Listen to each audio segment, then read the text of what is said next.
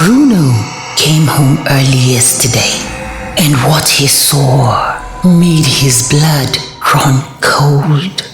He thought he was cheating on his wife until he discovered she had always been watching, always moving, always more than one.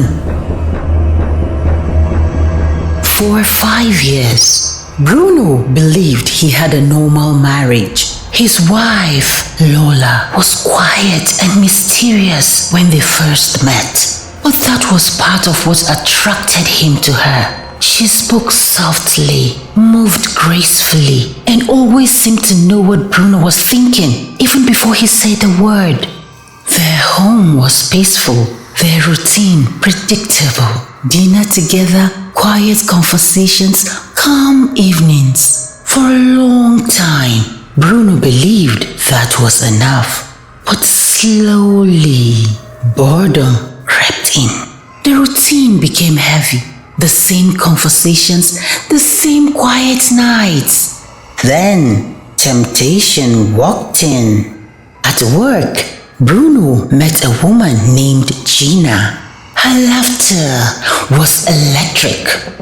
She was lively, mysterious, exciting in ways his life had stopped being. What began as harmless conversations slowly turned into secret meetings. Bruno convinced himself it meant nothing, just a little excitement.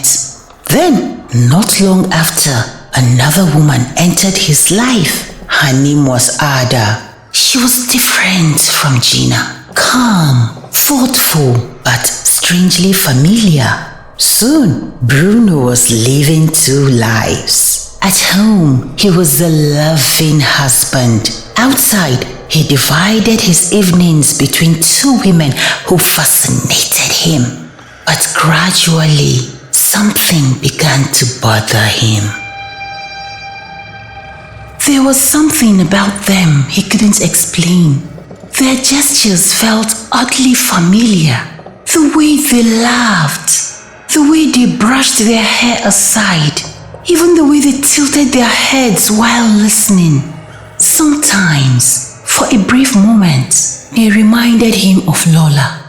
Bruno ignored the thought until one evening, he left work early and decided to surprise Lola at home.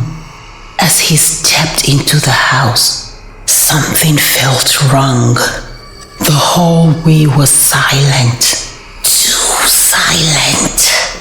The shadows along the walls seemed to move, even though nothing else did.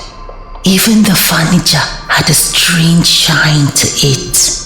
Every step Bruno took felt heavy, like something invisible was holding his feet to the ground. The entire house suddenly became quiet, so quiet he could hear only his breathing. Then he saw someone. He thought he saw someone. A woman leaning against the wall. Maybe Gina or Ada. He wasn't sure. Everything unfolding felt like a dream. Maybe he was imagining things. But then his phone buzzed. It was a message from Lola. She said she was still at the grocery store.